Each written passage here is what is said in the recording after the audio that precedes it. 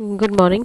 बाल गंगाधर तिलक के political thought में हमने लास्ट क्लास में डिस्कस किया था कि उनका मेथड जो था वो किस प्रकार का था और उन्होंने किस तरह से स्वराज्य की धारणा को समझाया और किस तरह से उन्होंने कहा कि साधन जो है वो पवित्र होना बहुत ज़रूरी है और साधनों के अलावा स्वदेशी बहिष्कार व निष्क्रिय प्रतिरोध का उन्होंने समर्थन किया। एक राष्ट्रभाषा तथा एक लिपि की एकरूपता पर बल दिया, तकनीकी शिक्षा को शिक्षा का हिस्सा बनाने पर बल दिया और धार्मिक शिक्षा के बारे में भी जानकारी हमें उनके द्वारा मिली। आज हम डिस्कस करने जा रहे हैं उदारवादियों द्वारा अपने जाने वाले साधनों की पर्याप्तता के प्रति तिलक का संदेह, अनुनय विनय और ज्ञापन की अपेक्षा राजनीतिक आंदोलन के सक्रिय व प्रभावशाली उपायों के प्रति उनके दृढ़ आग्रह के कारण यह भ्रम उत्पन्न हो जाता है कि तिलक क्रांतिकारी व हिंसक गतिविधियों के माध्यम से स्वराज्य की प्राप्ति के पक्षधर होते थे। लेकिन वास्तव में देखा जाए तो उनका आंदोलन के साधन के रूप में हिंसा व अहिंसा के प्रति तिलक का दृष्टिकोण जो था वो नैतिक आग्रहों से नहीं अपितु व्यवहारिकता से प्रेरित था। वे हिंसक साधनों का समर्थन तो नहीं करते थे किंतु गांधी जी की तरह अहिंसा के नैतिक आदर्श से भी प्रेरित नहीं थे।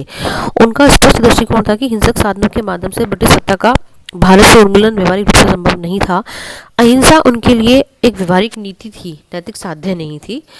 हिंसा और अहिंसा के प्रति उनका दृष्टिकोण का सार यह है कि वे हिंसा के विरोधी तो थे किंतु वे अहिंसा के पुजारी नहीं थे, मतलब नॉन वायलेंस पूरी तरह से उन्होंने स्वीकार नहीं की थी।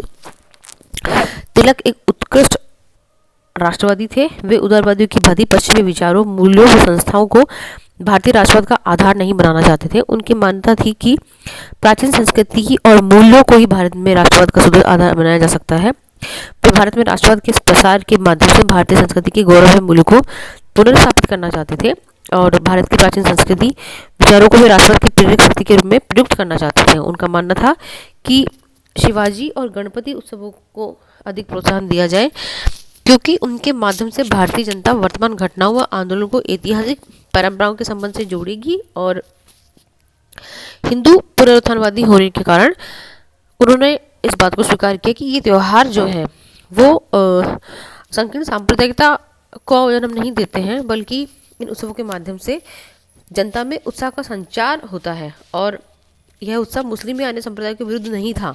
तिलक का यह मानना था कि इन उत्सवों का उद्देश्य भारतीय जनता के संवेगों और भावनाओं को उद्वेलित करना था ताकि वे राष्ट्र गौरव और आत्मसम्मान, आत्माभिमान के भाव से उत्पन्न होकर के राष्ट्र निर्माण के दायित्व के पालन के लिए मानसिक तौर से तैयार रहे। सांप्रदायिक